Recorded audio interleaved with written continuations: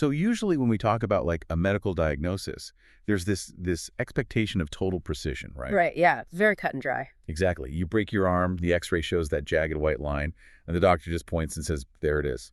You have this biological problem with a visible, measurable cause. And honestly, it's comforting because it's categorical. I mean, the problem is entirely contained within a physical framework that we can observe and manipulate. Yeah, but the moment you step into the world of human behavior, and specifically for you listening today, we're looking at the sheer ubiquity of human religiosity that X-ray machine just completely shatters. It really does, because we are trying to diagnose this condition that seems totally baked into our DNA, yet it's entirely immaterial. Right, and the numbers alone are just staggering. Like if you look at the baseline data from our source for today's deep dive, which is chapter 12 of Ozair da Silva Mota's Analyses Biblico-Scientificas. Yeah.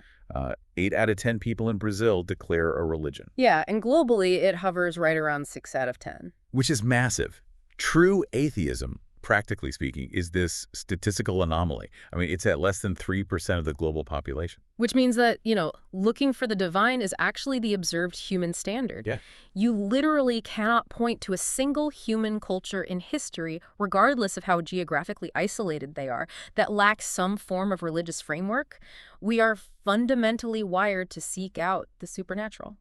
Okay, let's unpack this. Yeah. Because if almost everyone on the planet shares this instinct, how does modern materialistic science explain its origin? Like a phenomenon this universal requires some sort of causal theory, right? Right, it has to. So the standard materialistic framework relies on the evolutionary hypothesis of religion. Okay. And it basically applies that same biological principle of moving from the simple to the complex. Oh, I see. Yeah, just as science posits that the physical universe expanded from a single dense point into complex galaxies, or, biological life evolved from single-celled organisms into complex mammals, this theory suggests human belief systems followed that exact same trajectory. I always picture this like a technology tree in a strategy video game. Oh, yeah, that's a good way to put it. Right. Like you start out with a basic wooden club, and as your civilization gains experience points, you slowly unlock new skills, you level up, and eventually you've got like the ultra-streamlined laser cannon. Exactly. So in this model, humanity starts with animism, which is basically assigning a spirit to a rock or maybe a deceased ancestor because they lack the language for abstract grief. Got it. Then, as societies grow, they project their own traits onto nature. So they transition into anthropomorphism and polytheism. They start revering the sun, the oceans, volcanoes, simply because they don't understand meteorology or geology yet. Right. They just worship what they fear or what they desperately need to survive. Exactly. And then as those tribes start colliding with one another, their gods collide. Ah, the god wars. Yeah, you get henotheism, where it's like, my local god is stronger than your local god, until eventually a culture supposedly reaches the absolute pinnacle of religious evolution, which is exclusive monotheism. Right, the laser cannon. The laser cannon. That is the textbook evolutionary narrative. It presents this very neat upward trajectory of human enlightenment. But, and this is where it gets fascinating, Mota's text brings in some heavy anthropological evidence that just entirely disrupts this timeline. Yeah, because if that model of spontaneity and progression were an actual natural law, wouldn't every human belief system left isolated naturally streamline itself toward monotheism over time? Well, they should, if the theory holds. But historical and cultural studies demonstrate the exact inverse. Wait, really? Yeah, when isolated human cultures are analyzed over centuries, their belief systems do not evolve toward monotheism. They devolve. They go backward. Exactly. They fracture into polytheism, animism, and really complex magical systems. That's wild. And the text highlights the work of anthropologists like Dr. Wilhelm Schmidt, who wrote The Origin and Growth of Religion, and Don Richardson's Eternity in Their Hearts. And they studied hundreds of global cultures, right? Yeah, they did, yeah. Massive volumes of research. And their findings basically flipped the evolutionary script upside down. Schmidt's research on tribal cultures revealed this concept known as primitive monotheism. Primitive monotheism. Right. Across almost all world cultures, the earliest traceable root of their religion did not start with animism. Wow. It began with the concept of a single masculine creator god who resides in the heavens and actually provided a moral law for humanity. So the starting line wasn't the primitive wooden club at all. No. They were holding the laser cannon on day one. But wait, if they started with a clear view of a moral creator, what is the mechanism behind the fracture? Like, why would hundreds of disparate cultures universally decide to abandon a supreme god just to go worship a tree or a river spirit? It all comes down to the psychological burden of moral accountability. Oh, I see where this is going. Yeah, a supreme creator god demands obedience to a moral law. So if a human culture, or even just an individual, decides to break that law, the relationship fractures.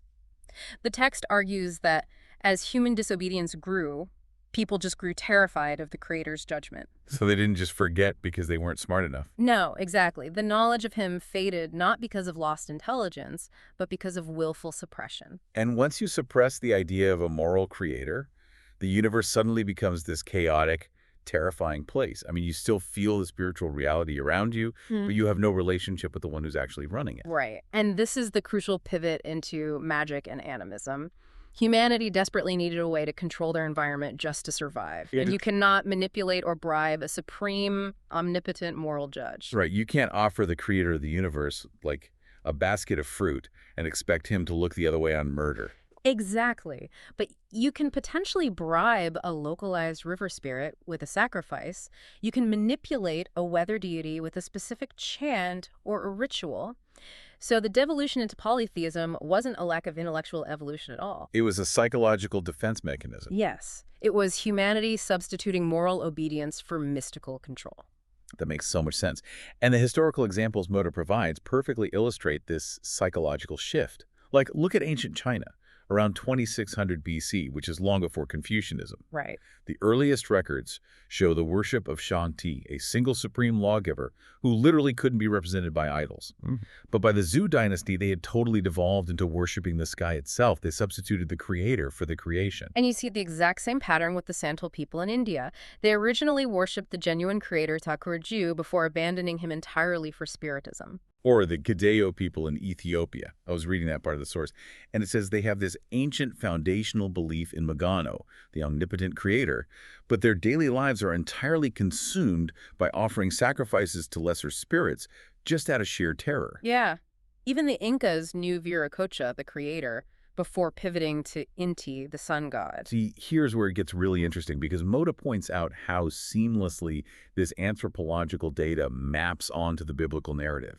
Yep. Like in Romans chapter 1, the Apostle Paul essentially writes a sociological thesis arguing this exact point. It really does. He claims that humans inherently possess the knowledge of the Creator, but deliberately suppress the truth. They traded the glory of God for images of animals in nature. I mean, Schmidt and Richardson's modern anthropological data is basically just a footnote to Paul's first-century letter. It totally is. It confirms that humanity is essentially suffering from a self-inflicted spiritual amnesia. We walked away from the source, but we never lost the structural need for it.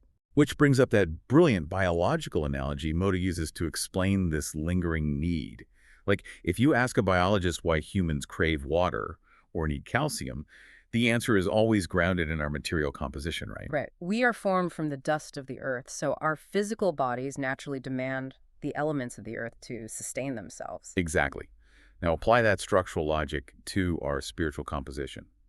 According to the Genesis account, God formed the physical structure of a human, but it was essentially just inert machinery until God breathed the breath of life, his spirit, into it. Yeah, and because human life originated from the interior of a God who is spirit, we are fundamentally spiritual beings inhabiting biological bodies. Which means for you, the listener, our universal thirst for the supernatural isn't just some psychological glitch. It's not a coping mechanism for the uneducated. It's a biological level craving for our source material. Beautifully put. Mota actually quotes Psalm 42 here as the deer pants for streams of water, so my soul pants for you, my God. And he points out that's not just a nice piece of poetry, it's literally a diagnosis of human anatomy. It's why brilliant analytical minds like Isaac Newton, Galileo, and Blaise Pascal were so driven by this profound spiritual thirst. But the tragedy of the human condition is that, having suppressed the knowledge of the true creator, we try to quench that innate thirst with whatever spiritual elements we can just scavenge off the ground. Right. And that leads directly to the phenomenon of religious syncretism. Oh, syncretism. Because we lost the original blueprint, we just keep adding new ingredients to the pot. hoping the recipe eventually satisfies us. Exactly. Syncretism is the ultimate manifestation of human-made religion. It's that natural tendency to just seamlessly mix newly discovered deities or rituals with older ones. It's a completely consumerist approach to the divine. I'll take a little bit of this, a little bit of that. Right. If you view the spiritual realm as a system of forces to be manipulated rather than a person to be loved, it makes logical sense to accumulate as many mystical tools as possible. Totally. And Mota gives a vivid breakdown of modern Brazilian religious formation to show this in action. I mean, you have ancient Roman practices that were absorbed by early Catholicism and then blended with African matrix religions and then mixed with indigenous spiritual beliefs. They're layered. Yeah. If you sit down and flip through television channels, switching between evangelical, Catholic, and Spiritist programs, the theology might sound different, but the mechanics are identical. Because the mechanics always rely on physical props and rigid formulas. Right. It's holy water, specific amulets, anointed garments, objects of power. It completely shatters the evolutionary idea that we are moving toward a streamlined, exclusive monotheism. Instead, we are constantly building increasingly complex spiritual machinery, layering ritual on top of ritual, trying to build a control panel for the universe. Yeah. And to understand the true impact of this obsession with rituals, Mota actually takes us back to the very first recorded religious act in the biblical narrative. The story of Cain and Abel. Exactly. This is a profound case study in how human rituals are meant to function versus how we invariably corrupt them. Which is fascinating because the traditional interpretation of Cain and Abel usually frames it as a debate over the type of ritual, right? Like Abel brought a lamb, so there was blood. Cain brought produce from his farm. So the common takeaway is that God required a blood sacrifice to foreshadow Jesus, and so Cain's vegetables were just rejected outright. Right, but Mota pushes back on that interpretation significantly. How so? Well, if the issue was purely the material of the offering, it creates a massive theological contradiction because God officially institutes grain and produce offerings later in the Mosaic Law. Oh, wow. Good point. Yeah, God doesn't have an aversion to vegetables. The flaw wasn't the material of the ritual at all. It was the psychological posture of the person performing it. Yeah, Mota highlights a subtle but critical phrasing in Genesis. The text notes that God first accepted Abel and then his offering. He rejected Cain and then his offering. It's a matter of causality. God is not some petty administrator looking to be bribed by a perfectly executed ceremony. 1 John 3.12 clarifies this by stating that Cain's works were evil, while Abel's were righteous. Okay, so long before they ever placed an offering on an altar, God was evaluating their daily conduct, their character, how they treated others. Yes, and the timing of the offerings reveals their internal priorities, too. The text says Abel brought the first fruits of his flock. Right. Cain brought an offering at the end of times, which essentially means he brought the leftovers of his harvest. Ah. So Abel's first fruits demonstrated that the Creator was his ultimate priority. The ritual was simply a physical expression of an already submitted heart. Exactly. And Cain, by bringing the leftovers, demonstrated that he was his own priority.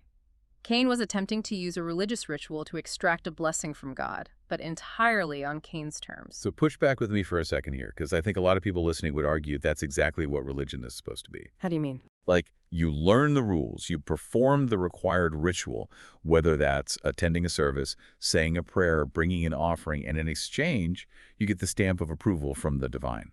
It's a transaction. Well, that is the exact definition of human-made religion, and it is precisely what the biblical narrative condemns. Really? Yeah, rituals, symbols, congregational gatherings, they're not inherently bad. They are designed to act as scaffolding to help support and build a genuine life of love and moral communion. But the lethal trap of human religion is when we use that scaffolding as an escape hatch to avoid moral demands. Like treating your employees terribly all week, or lying to your family, but assuming you are in good standing with God just because you put money in the offering plate on Sunday. Exactly. It's using a ritual as a substitute for a changed heart. Mota points to Matthew 25 to show the ultimate metric of true faith. At the final judgment, the divine doesn't ask how many theological texts you authored, or how perfectly you executed a weekly liturgy. The defining metric of a life connected to the Creator is intensely horizontal. How did you respond to the needy? Did you feed the hungry? Did you clothe the naked? If you claim to love God but lack love for your neighbor, the rituals are completely hollow. Wow. So Cain offers a hollow ritual. God rejects it, but offers them a path forward. He's essentially tells Cain, do well and you will be accepted. Right. But Cain refuses the moral correction. He gets furious, murders Abel, and then flees from the presence of God. And Mota identifies this specific moment as a dark pivot in human history, right? Because Cain goes off and builds the first human civilization, which marks the birth of human-made manipulative religion. Yeah, because Cain still has that innate spiritual thirst we talked about earlier. The biological craving. Exactly. But he refuses to submit to the Creator's terms of love and moral conduct.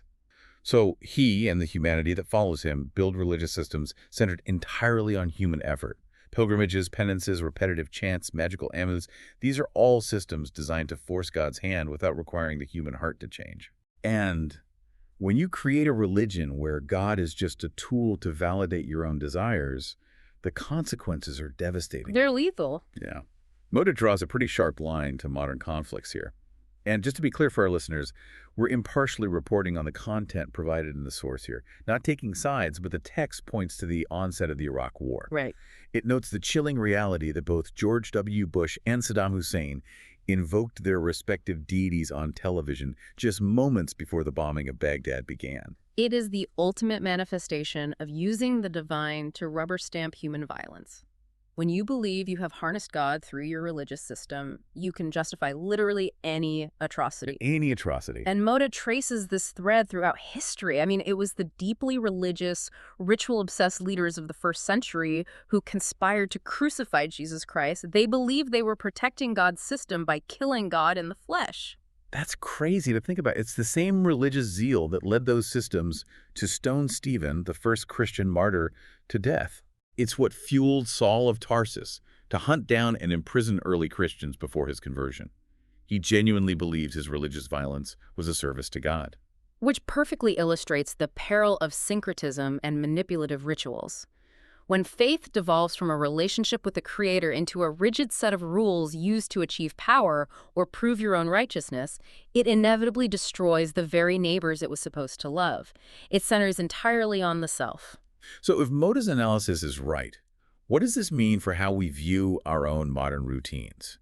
Because we've traced this incredible arc today from the flaw in the evolutionary theory of religion to Schmidt's anthropological proof that we actually devolved from a moral creator into magical thinking. Right. We've seen how our biological thirst for the divine drives us into the trap of syncretism and how rituals can be weaponized to avoid actual moral transformation. Yeah, and the synthesis of Mota's text is that the biblical narrative is offering a complete paradigm shift away from religion. Religion offers transactions. It offers rules, sacraments, and the illusion of control. But the alternative proposed is a restorative, intimate relationship based on grace, communion, and forgiveness through Jesus Christ. And the singular evidence that this relationship is real isn't found in how flawlessly you perform a ritual. Right. It is evidenced entirely by how you treat the people around you. It shifts faith from a transaction to a transformation. It really brings us right back to that broken X-ray machine we talked about at the very beginning. It does. We want human behavior to be neat and evolutionary. We want to point to the chart and say, there it is. We are slowly getting better. Our belief systems are evolving. But the anthropological and biblical data suggest a much more profound reality. Just sobering one, really. Yeah, which leaves you, the listener, with a fascinating question to chew on. If our innate, universal spiritual thirst is actually biological proof of our origin, and if our default human tendency is to build incredibly complex syncretic rituals to try and manipulate that spiritual realm while avoiding moral accountability, it begs a question. It does. Is it possible that the massive, complex, heavily guarded religious structures we see operating in the world today aren't actually a sign of humanity's spiritual evolution? Are they just the symptoms of a species trying desperately to artificially replicate a relationship that we walked away from millennia ago? That is a profound thought. It's a diagnostic landscape that really forces you to look at your own motivations. Thank you for joining us on this deep dive. Keep questioning the structures around you, keep examining the evidence, and we'll see you next time as we continue to seek the truth behind the information.